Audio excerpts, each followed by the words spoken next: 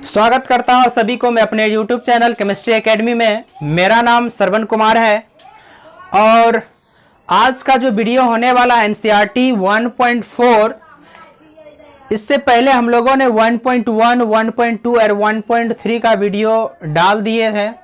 Actually video आने में थोड़ा सा डिले हो जा रहा है, तो कोशिश रहेगा आगे से डेली आपको एक वीडियो दिया जाए, क्योंकि थोड़ा सा समय का अभाव होने के कारण आप लोगों को रेगुलर वीडियो नहीं दे पा रहे, तो उसके लिए माफ़ी चाहते हैं। तो बाकी का जो वीडियो है आप लोग हमारे चैनल के थ्रू प्लेलिस्ट में जाइएगा, वहाँ पर आपको यह वीडियो मिल जाएगा। सिंपल सा बात है। तो आज का जो हमारा जो टॉपिक होने वाला है वह है मापन में अनिश्चितता। तो नाम से ही स्पष्ट हो रहा है, मापन में अनिश्चितता। निश्चितता का मतलब होता है निश्चित नहीं। अगर हम तुमसे कोई बोल रहे हैं कि अगर कोई फ्रेंड है, उसमें बोलते हैं कि आप जो है इस टाइम में आइएगा ना 8 बजे, तो बोलता है नहीं, हम निश्चित नहीं है कि मैं 8 बजे आऊंगा, हो सकता है 8:10 में आओ, 8:05 में आओ।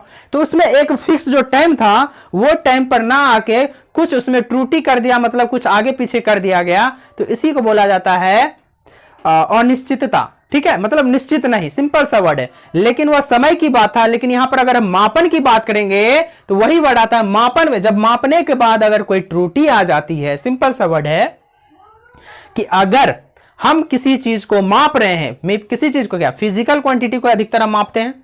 फिजिकल क्वांटिटी मतलब हो गया भौतिक राशियां को जब हम नापते हैं तो उसमें जो गलतियां आती है तो वही हमारा क्या कहलाता है, मापन में अनिश्चितता। इसका कुछ डिफिनेशन हमने लिख दिया है।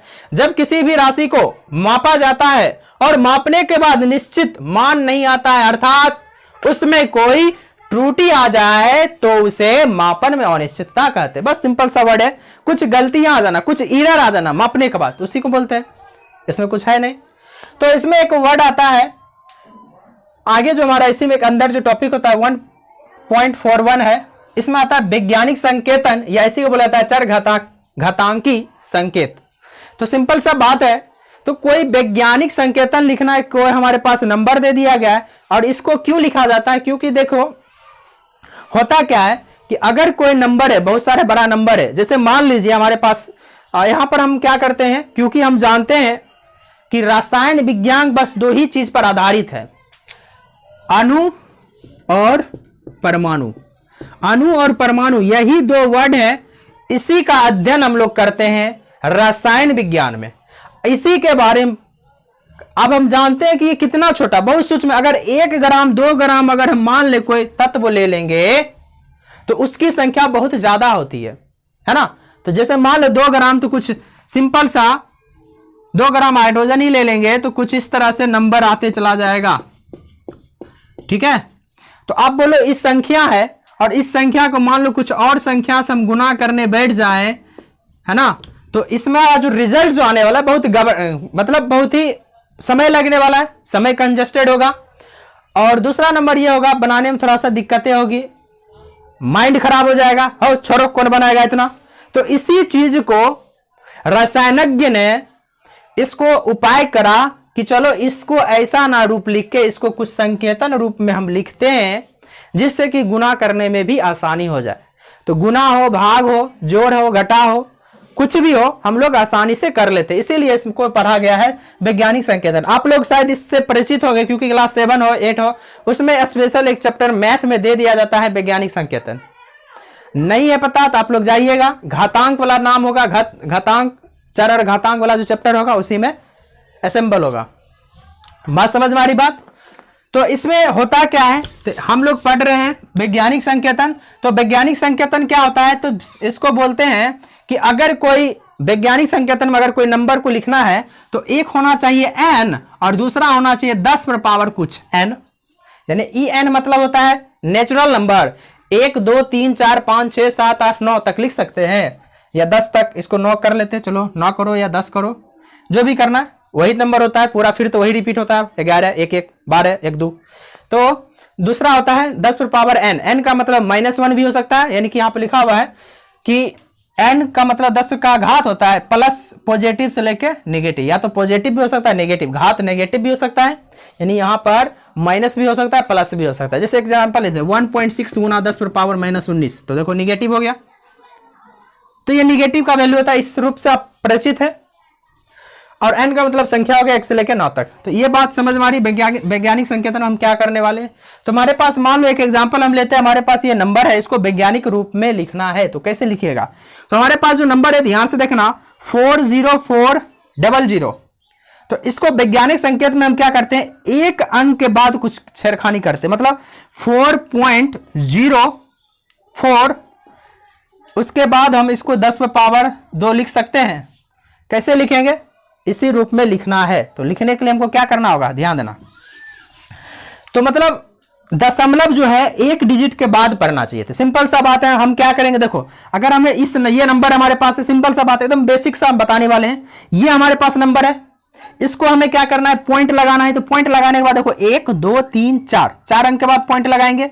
तो कुछ नहीं करना है, ये हमारे पास नंबर है 40400। इस नंबर में 1 2 3 4 है ना, तो 4 शून्य बैठा देना है। अब तो बोले नीचे तो दे दिया, अब क्या करना होगा, ऊपर भी करना होगा 1 2 3 4। इससे क्या होगा, कोई फर्क नहीं, कैंसिल होकर फिर वही आ जाएगा। अब देखो इसमें कुछ कटने वाला 1 2 कैंसिल हो गया। अब हमारे पास ये 2 डिजिट बच गया, ये 2 डिजिट को क्या करेंगे, यहां पर पुट कर देंगे। कहने का मतलब ये हो जाएगा 4.04 लिख सकते हैं, और इसको 10 पर पावर क्या लिख सकते हैं, 1 2 3 4 लिख सकते हैं। तो यही जो हमारे पास जो रिजल्ट है, इसी को वैज्ञानिक रूप में कहते हैं। सिंपल सा बात है, बहुत सिंपल है। कोई दिक्कत नहीं, समझ में आ रहा होगा, नहीं आया होगा तो आप लोग फिर से वीडियो को देख लीजिएगा। तो दूसरा नंबर है ये रहा। अब इसमें क्या करना होगा, ये हमारे पास जो नंबर है इसको क्या करना होगा, अब ध्यान देना। तो करना क्या है, कुछ नहीं, सिंपल सा वही रूल है। पहले इसको बेसिक से पॉइंट वाला है तो पॉइंट पहले उड़ा दो। तो सिंपल सा हमारे पास ये नंबर है, पॉइंट उड़ा दिए। तो कितना डिजिट है, 1 2 3 4 5 6 7। तो 1 2 3 4 5 6 7 उड़ गया। अब क्या करेंगे, अब देखो सिंपल सा मेथड है, ये कितना बच गया, 404 है, डिवाइडेड बाय इसको क्या लिख सकते हैं, 1 2 3 4 5 6 7। तो 7 को हम क्या ले, हमें 2 अंक की जरूरत है, तो इसको इस तरह से डिवाइड कर देंगे। 2 अंक है तो पहले 2 शून्य लिख लेंगे, और बाकी इसको इस तरह से एडजस्ट कर लेंगे, 1 2 3 4 5। तो 10 पर पावर, चलो 1 2 3 4 5, 1 2 3 4 5 इस तरह से लिख सकते हैं, कोई दिक्कत, इस तरह से लिख लिए। अब इसका काम क्या होगा, इसका काम होगा 1 दशमलव दे देने के बाद यहां पर 4.04 हो जाएगा, कोई दिक्कत, 4.04 होगा। अब बता सकते हैं इसको ऐसे ही रहने दिए, इसको कुछ नहीं करना है। अब नीचे इसको क्या लिख सकते, 10 पर पावर क्या लिख सकते हैं, 7 लिख सकते हैं, 10 पर पावर 7 लिख सकते हैं, हाँ बिल्कुल लिख सकते हैं। और नेक्स्ट हमारा जो स्टेप होगा वो क्या होगा, ये इसको ऊपर जैसे ही करेंगे, देखो आपको पता होगा 1/10 को हम क्या लिखेंगे, 10 पर पावर -1 लिखते हैं। 1/2 है तो इसको क्या लिखेंगे, 2 - 1 लिखते हैं। उसी प्रकार यहाँ पर हमारे पास जो भी है नंबर, इसको इस तरह से लिख सकते हैं, 4.04 गुना 10 पर पावर -7। तो यही हमारे पास क्या हो गया, वैज्ञानिक रूप में हो गया, कोई दिक्कत। एक और है हमारे पास, इसको लिखना है, इसको ये जो दशमलव दिख रहा है ना, इस दशमलव को यहां पर एडजस्ट करना है। तो क्या करना होगा, तो सिंपल सा मेथड, पहले इसको क्या करना होगा, पॉइंट को हमें हटा दीजिए ताकि हमें बनाने में इजी हो। अगर जो इससे जो आदि है बनाने में, वो तुरंत बना लेंगे, देखते मात्रा बना डाल लेंगे, इसमें कोई ज्यादा समय लगने वाला नहीं। सबसे पहले हम क्या करेंगे, इस पॉइंट को उड़ा दिए, चलो उड़ा दिए। तो ये हमारे पास 2 हो गया। अब हो गया 2 8 3 5 7। अब ध्यान देना, नीचे क्या है, 100, यही चीज है ना। अब देखो हमें क्या चाहिए, तो 2 अंक के बाद तुम्हें मिल गया, तो 2 अंक और करना है। तो 2 अंक के लिए 2 शून्य हमको बढ़ा देंगे, और ऊपर नीचे की है तो ऊपर भी हमको 100 से करना पड़ेगा, कोई दिक्कत। अब देखिए 1 2 3 4 हो गया ना, तो इसको क्या लिख सकते हैं, 1 2 3 4 के बाद, तो 2.835 गुना 10 पर पावर, और ये क्या हो जाएगा, 2 हो जाएगा। इस तरह से हम लिख सकते हैं, बताइए, इसको इस तरह से लिख सकते हैं। तो इसी तरह से लिखने को हम बोलते हैं वैज्ञानिक रूप में। ये जो हम जो लिखे हैं ना, राउंड जो कर रहे हैं, यही हमारा क्या है, वैज्ञानिक रूप। वैज्ञानिक रूप है, वैज्ञानिक संकेत है। शायद आपको समझ में आ गया होगा, अगर आ गया हो तो स्क्रीनशॉट ले सकते हैं आप। आगे जो हमारा है, ये हमारे पास है जोड़ है, जोड़ और घटाव। इसका जोड़ और घटाव भी करना है। तो जोड़ और घटाव कैसे होता है, अब बने रहिए, हम बता रहे जोड़। तो इसको जोड़ना है ना, सिंपल सा है, बेसिक है। 5.1 गुना 10 पर पावर 5, ये रहा। अब इसको इसके नीचे लिख देना, दशमलव बड़ा दशमलव रहा, 10.5। अब होगा क्या, इसको जोड़ने के क्रम में, तो देखो ये जो है पावर वाला वैसे ही उतर जाएगा, पावर, क्योंकि 10 पर 5 ये भी है, 10 पर पावर 5 ये भी थे, 10 पर पावर 5 उतर जाएगा। सिंपल से जोड़ में उतर जाता है, कोई दिक्कत नहीं, जो रहेगा वही रहेगा। अब इसको सिंपल से जैसे जोड़ते हैं वैसे जोड़ेंगे, 6 1 7, अब 5 1 6, और दशमलव 1 अंक के बाद तो यही हो गया हमारे पास जोड़। जोड़ में कोई लफड़ा नहीं, बात समझ आ रही? ये हमारा था जोड़। एक और है, एक और हम जोड़ बताते हैं आपको। ये हमारे पास जोड़ है, चलो वो तो था यहां पर बराबर था, पावर 10 पे पावर 5, तो उसको आराम से कर ले। लेकिन इसको कैसे करेंगे, ये तो बराबर है नहीं, तो करना क्या पड़ेगा, पहले इसको हमको एक जाति करना पड़ेगा, एक ही जैसा करना पड़ेगा। तो क्या कर लिख सकते हैं इसको, तो 5.1 गुना 10 पे पावर 5, इसको तो वैसे ही रहने देंगे, कोई दिक्कत नहीं है। इसको क्या करेंगे, 1.6 है, इसको क्या हम 10 पे पावर 2 गुना 10 पे पावर 5 लिख सकते हैं, बिल्कुल लिख सकते हैं, कोई दिक्कत नहीं है।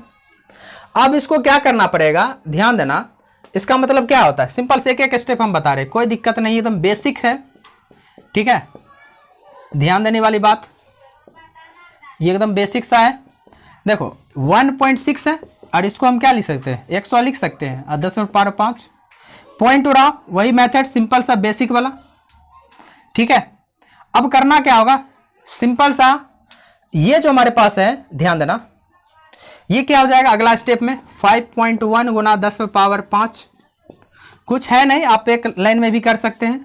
तो ध्यान से देखना, एक शून्य कट गया, कितना हो गया, 160 हो गया, एक शून्य कट गया, और 16 गुना 10 कितना होगा, तो 16 गुना 10 गुना 10 पे पावर 5, ठीक है, सिंपल सा। अगला स्टेप है 5.1 गुना 10 पे पावर 5, अब प्लस, इसको क्या लिखते हैं, 160.0 अपना मन से लिख सकते हैं, कोई दिक्कत नहीं है। अब गुना 10 पे पावर 5 लिख सकते हैं, लिख सकते हैं, कोई दिक्कत नहीं। अब यहाँ देखो 10 पे 5, 10 पे पावर 5, बस सिंपल सा जैसे उसे किए तो वैसे हो जाएगा। 5.1 गुना 10 पर पावर 5, इसको क्या लिख सकते हैं, देखो पॉइंट इधर 0 इधर 160 लिख सकते हैं, कोई दिक्कत, आराम से। इधर है 10 पर पावर 5, आराम से जोड़ दो, सिंपल सा है। तो ये हो गया 10 पर पावर 5 और हो गया दशमलव के बाद 1, ये हो गया 5 और ये हो गया 6 और ये हो गया 5, यही हमारा आंसर हो गया, यही हमारा आंसर हो गया। आई होप आपको समझ में आ गया होगा, बहुत ही बेसिक है, कुछ इसमें लफड़ा लगने वाला कोई बात ही नहीं है।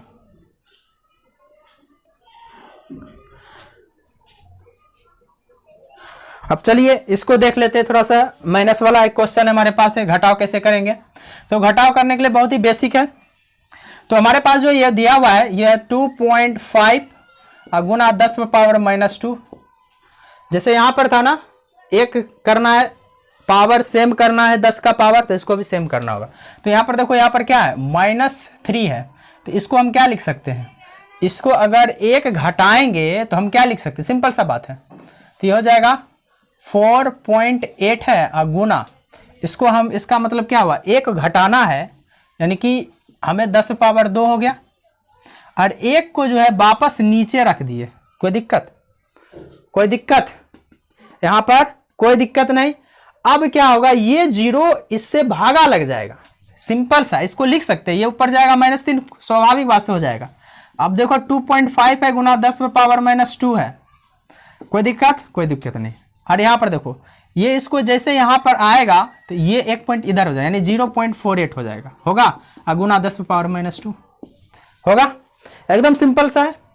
अब करना क्या, हो गया बात वही वाला, 2.5 गुना 10 पे पावर -2 और इसको घटा देना है, तो ये है 0.48 गुना 10 पे पावर -2, घटाना है, घटा दो। तो जैसा था वैसे इसको 0 अपना मन से लिख सकते हो, कोई दिक्कत नहीं है। हाँ, तो ये हो गया 10 पे पावर -2, ये हो गया 10, 10 में 60 गया 2, और यहां पर हमारे पास क्या है, एक पैसा दिया इसको, तो ये हो गया 4, 4 हो गया ना, 4 में 4 गया 0, कोई दिक्कत। और इधर क्या बचेगा, इधर इसको हासिल दिए थे वो कुछ नहीं है, सिंपल सा 2 हो गया। ये था हमारे पास जोड़ घटाव। अगर आपको कोई दिक्कत हो रहा है जोड़ने में और घटाने में, ठीक है, तो बताइए। अब हम लोग गुना की ओर बढ़ते। गुना कैसे किया जाता है आप लोग ध्यान से देखिए, एकदम बेसिक है, ध्यान दीजिए। इसको क्या करना होगा, 2.3 है और इधर जो है पॉइंट वाला एक साथ लिख लेंगे, ठीक है। 2.3 और 2.1 एक साथ हो गया। अब इसको एक साथ लिखना है, 10 पे पावर 4 गुना 10 पे पावर 6, एक साथ लिख दिए। अब देखो घात पावर क्या है, सेम है, तो इसका मतलब क्या होगा, पावर क्या होगा, जुड़ जाएगा, 6 4 क्या हो जाएगा, 10 हो जाएगा। ये गुना है, गुना में पावर क्या होता है, जुड़ जाता है, गुना में पावर जुड़ जाएगा, ठीक है। अब इसको गुना करना है, 2.3 एंड 2.1 इसको मल्टीप्लाई कीजिए तो कितना हो जाएगा 23 और ये हो जाएगा 23 दूना 46। तो क्या अंक के बाद पड़ेगा तो 3 6 2 8 एंड 4 तो हो जाएगा कितना 4.2 दशमलव यानी 2 अंक के बाद एक अंक इधर एक अंक इधर 2 अंक के बाद दशमलव पड़ने वाला तो इसलिए हो जाएगा 4.83। तो ये हमारे पास गुना के रूप में बहुत ईजी है। अब एक भाग ले लेते हैं। भाग कैसे करना है, सिंपल सा है। भाग करने के लिए कुछ नहीं करना पड़ा, ये हमारे पास एक नंबर है और एक ये हमारे पास नंबर है। तो हमारे पास 5.2 हो जाएगा गुना 10 पे पावर -7। इसको इस तरह से लिख सकते हैं। इसको भी क्या लिख सकते हैं 5.8 गुना 10 पे पावर -12 लिख सकते हैं, कोई दिक्कत नहीं है। अब ध्यान देना वाली बात यह है कि इसको भाग करना है तो पॉइंट खत्म हो गया। पॉइंट खत्म हो गया तो पॉइंट जैसे ही खत्म हुआ 52/18 हो जाएगा 58। देखो एक अंक बाद इधर एक अंक बाद इधर, इसको भी दशमलव उड़ेगा, दशमलव उड़ जाएगा, खत्म है ना। देखो 5.2 है अब 5.8 है तो ये दशमलव उड़ा नीचा 10, ये दशमलव नीचा उड़ा 10, 10 कैंसिल, क्या बचा 52/58।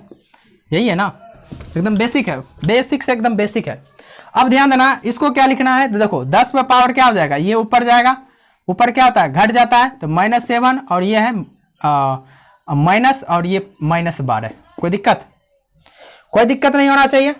अब ध्यान देना तो होगा क्या, तो ये हो जाएगा, इसको जब हम भाग देंगे ना तो ये कुछ इस तरह से आ जाएगा 0.896 आएगा। इसको आप भाग दीजिएगा तो 0.896 आएगा और इसको जब सॉल्व कीजिएगा तो ये कितना आ जाएगा माइनस कितना हो जाएगा माइनस प्लस 12 और जब घटेगा तो क्या हो जाएगा 0.896 गुना 10 पे पावर क्या हो जाएगा 5 हो जाएगा। अब हम जानते हैं कि इस दशमलव को यहां नहीं रखना है, कहां रखना है 8 के पास रखना है, यानी यहां पर दशमलव आएगा। तो करना क्या पड़ेगा, वही मेथड है, इसको पॉइंट उड़ाओ, पॉइंट उड़ गया, सिंपल से 1 2 3 तो 1 2 3 है।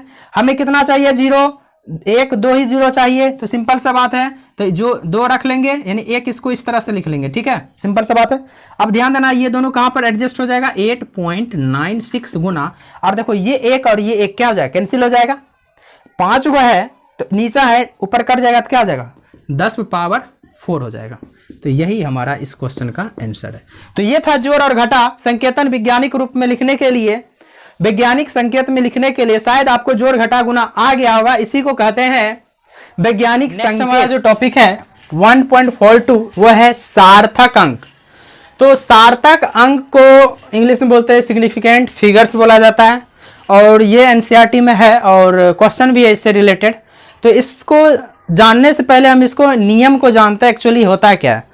तो इनमें इसको कुछ परिभाषा हम किए हुए हैं, तो कुछ इस तरह से लिखा हुआ है, जब किसी मापन का परिमाण, क्या बोला गया, जब किसी मापन का परिमाण शुद्ध रूप से प्राप्त हो तब उस मापन में अर्थपूर्ण अंकों की संख्या सार्थक अंक कहलाता है। सिंपल से कहने का मतलब यह हो गया, अर्थपूर्ण जो होता है ना, कुछ ऐसा एक संख्या होता है, बोल सकते इसमें अर्थ और निश्चितता आ जाती है, तो वैसे संख्या को हम क्या बोलते हैं सार्थक अंक कहते हैं। तो ये डिफिनेशन है, आपको जब नियम समझिएगा तब समझ में आएगा एक्चुअली में सार्थक अंक का मतलब होता है क्या।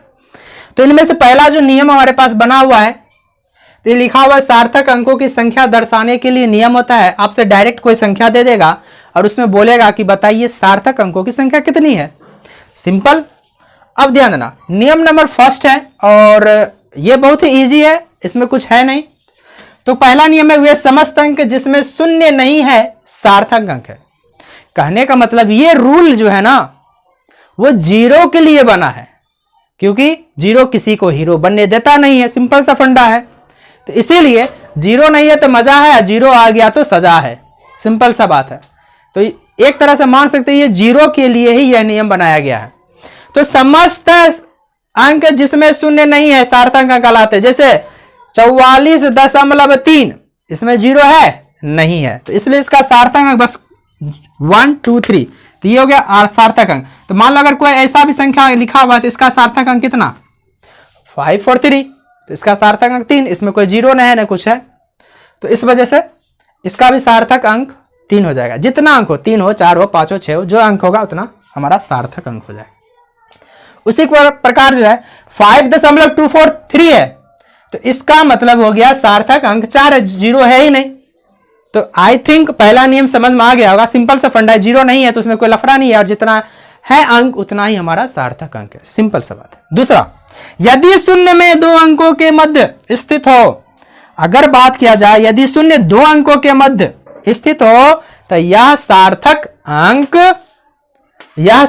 अंक है। किसके लिए? जीरो के लिए।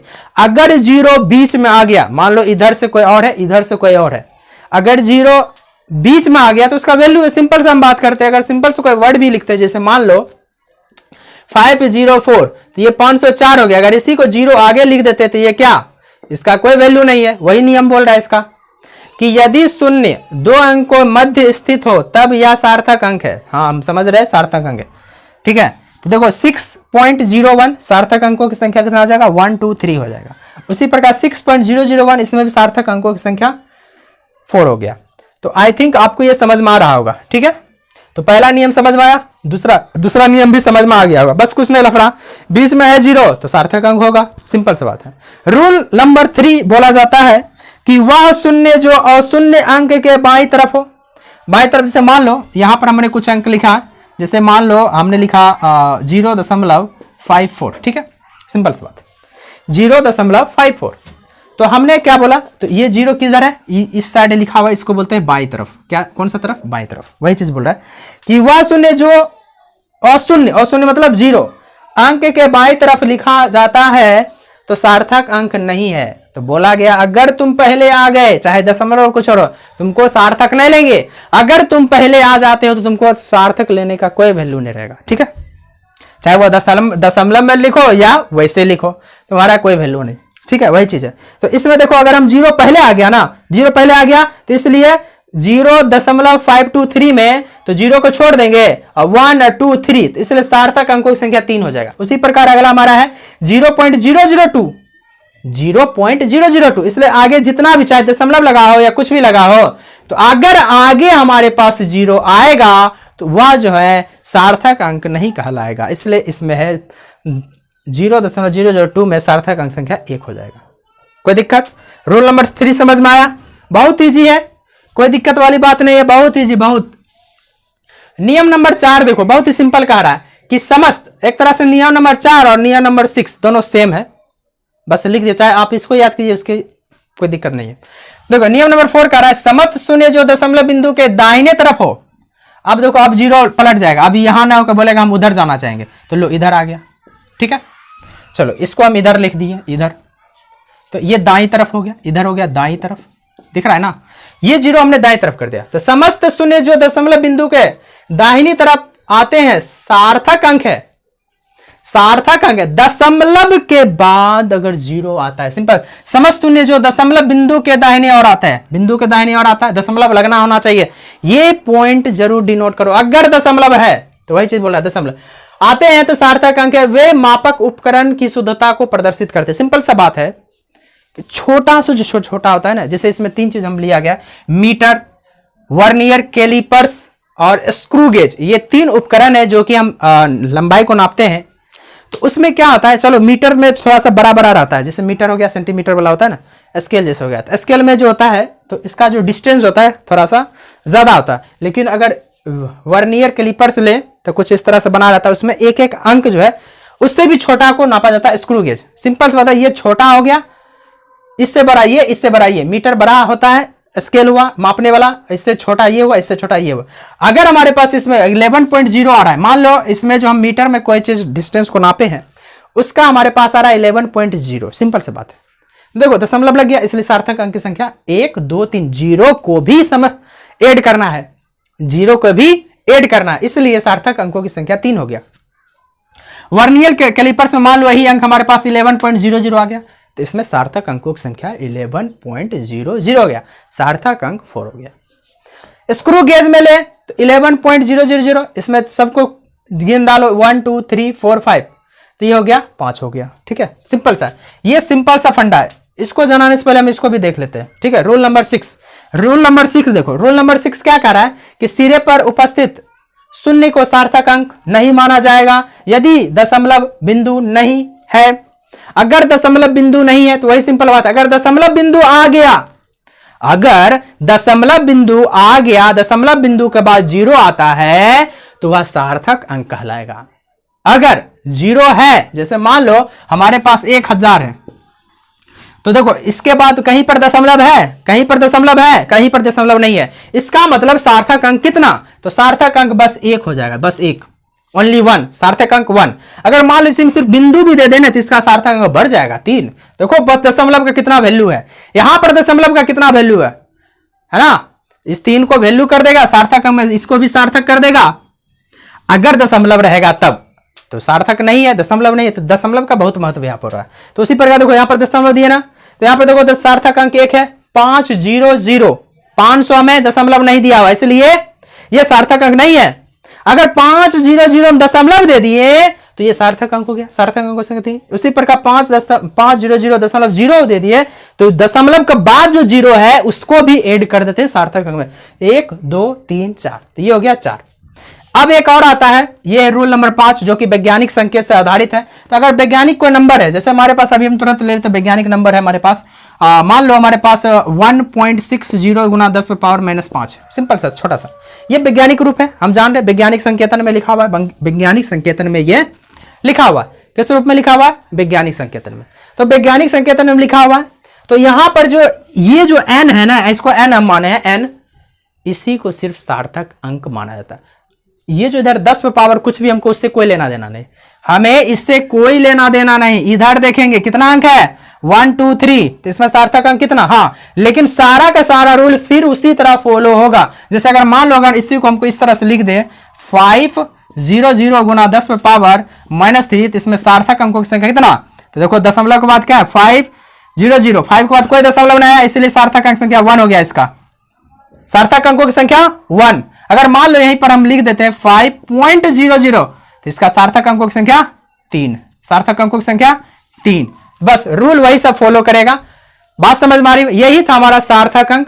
ये कुछ नियम है, ये नियम जब तक आपको याद नहीं रहेगा तब तक आप आगे सार्थक अंकों की संख्या कितनी है ये नहीं बता सकते हैं। हाँ, सार्थक अंकों में जोड़ भी होता है, घटा भी होता है, गुणा भी होता है, भाग भी होता है, वही अब आप बताएंगे आपको।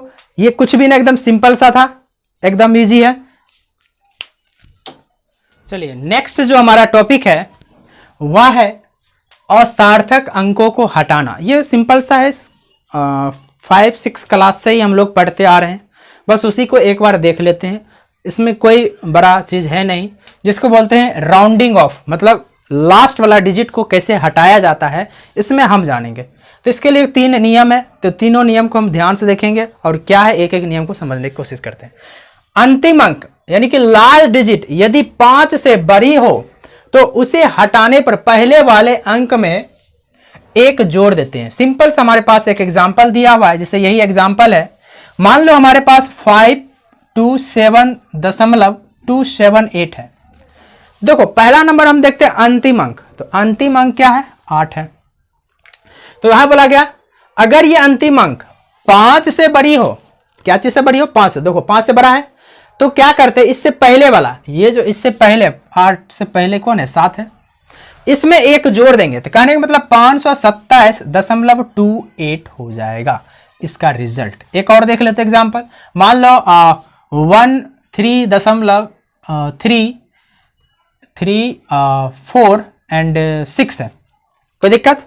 तो इसको क्या करेंगे, देख रहे लास्ट वाला डिजिट, देखो लास्ट वाला क्या है, 6 है, 5 से बड़ा है, तो 13.35 हो जाएगा। ये 4 है तो 5 बन जाएगा। बस ये सिंपल से बेसिक क्लास से आप लोग पढ़ते आ रहे हैं, बस ये सिंपल सा रूल है।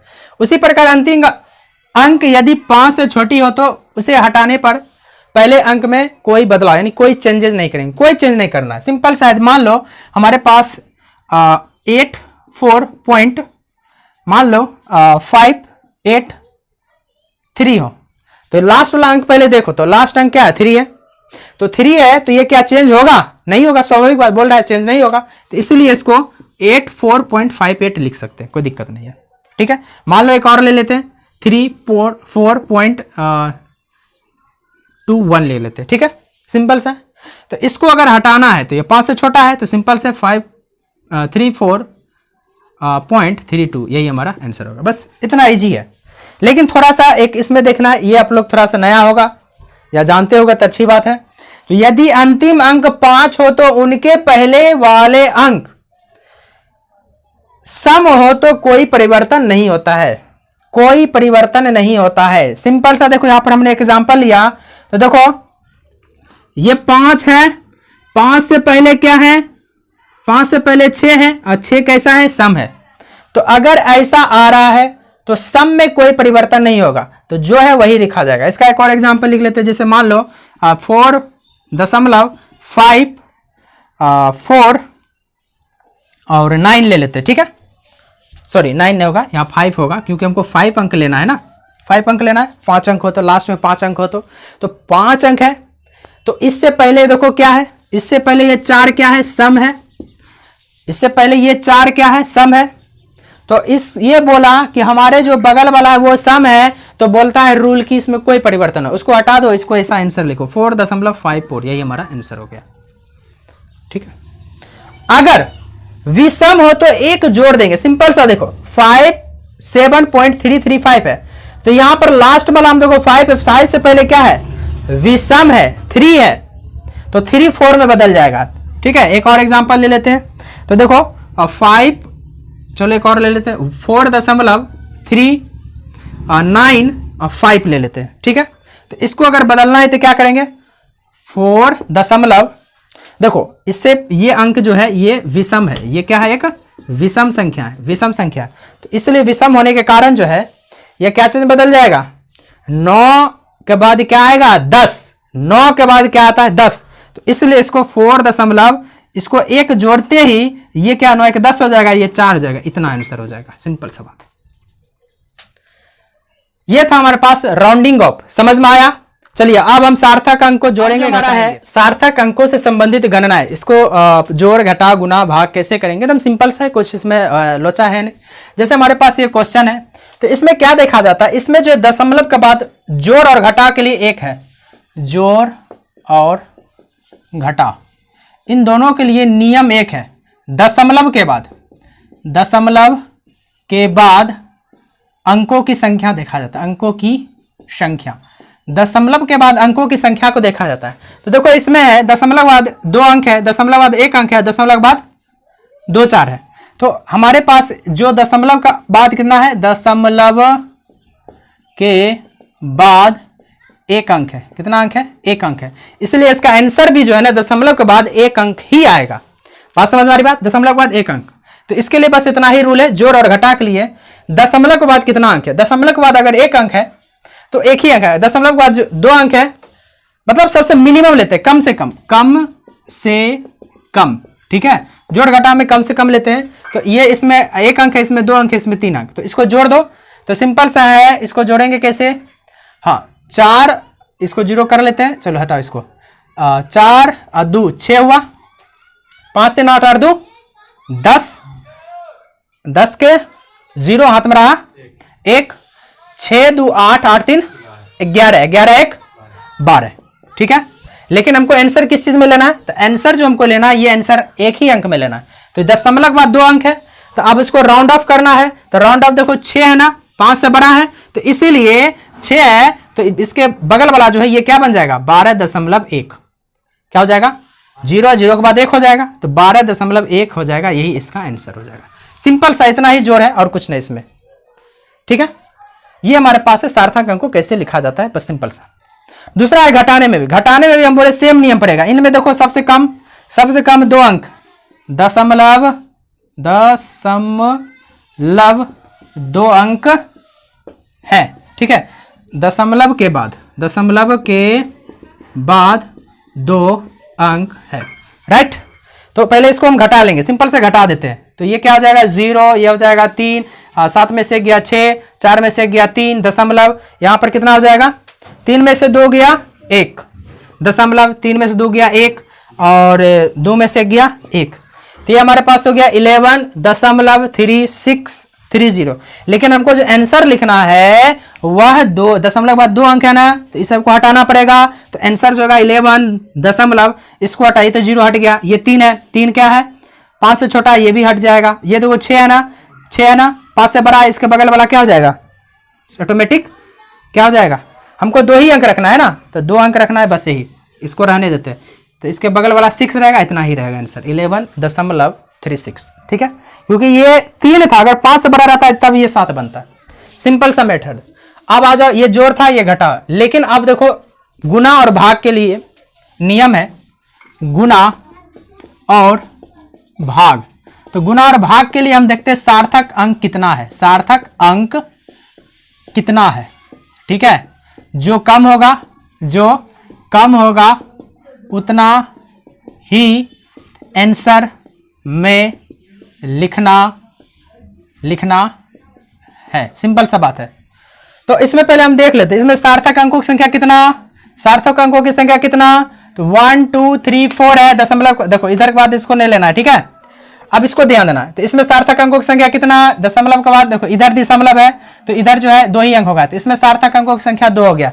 तो जिसमें सबसे कम होगा वही हमारा आंसर होगा। तो सार्थक अंकों की संख्या इसमें 1 2 3 4 है, इसमें 4 है और इसमें 2 है, तो इस वजह से हमारा आंसर 2 डिजिट का होना चाहिए। जब आप इन दोनों को गुना कीजिएगा, तो हमारे पास जो आंसर आने वाला है वो कुछ इस तरह से आएगा। ठीक है, 0.024332 दशमलव जब आप गुना कीजिएगा तो क्या आएगा, इसको और इससे गुना कीजिएगा तो ये जो गुना आएगा, कैलकुलेशन सब कर लीजिएगा, 2.2120 गुना 0.011 को गुना करने पर हमारे पास जो आंसर आएगा 0.0243332। अब इसको 2 अंक सार्थक अंक में हमको लिखना है। तो देखो इसका तो कोई वैल्यू ना है, तो यहीं तक लिखना, हमको यहीं तक लिखना है। तो ये हो जाएगा 0.024। अब राउंड ऑफ काटना है, तो देखो इसको नहीं लिखेंगे ऐसे, ये देखो 2 है, 5 से छोटा है तो ये वैसा ही रहेगा। 3 देखो 5 से छोटा है तो वैसा ही रहेगा। 3 देखो 5 से छोटा वैसा ही रहेगा, यानी हमको इतना ही लिखना है। तो इसका हो जाएगा आंसर 0.024। यही हमारा आंसर हो गया। कोई दिक्कत? इसमें सार्थक अंकों की संख्या कितना हो गया, देखो सार्थक अंकों की संख्या कितना हो गया, 2।